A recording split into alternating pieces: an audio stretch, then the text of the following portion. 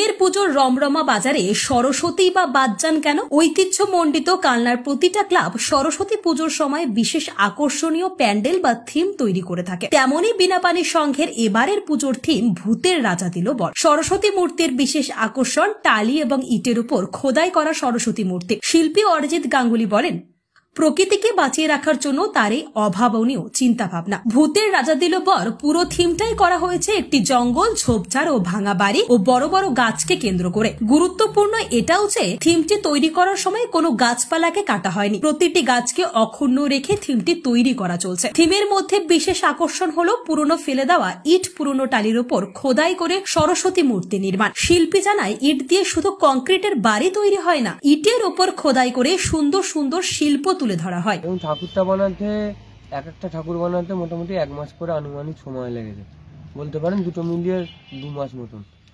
বানানোর পরিকল্পনা বলতে দেখুন, এটা মণ্ডপের সঙ্গে সাদৃশ্য রেখে করার চেষ্টা করেছি, কারণ বিনাপানি সংঘ নামক একটা ক্লাবে কানলার বুকে এবছর একটা ন্যাচারাল পরিবেশের ওপর কেন্দ্র করে থিম হচ্ছে ভূতের রাজা দিল বর, যেখানে অরিজিনাল কোনো জ্যান্ত ভূত থাকবে না।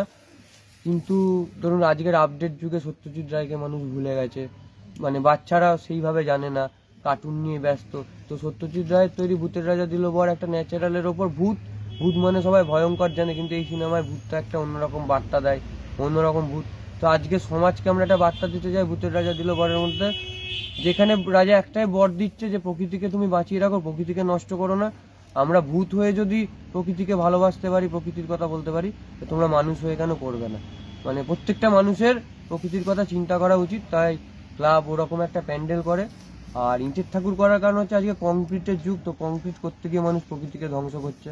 তো ইট দিয়ে শুধু যে ইমারত সৃষ্টি করা যায় তা নয়, ছোট ছোট শিল্পকার্য করেও যে ইটকে কাজে লাগানো যায় সেটা একটা দেখানোর বার্তা।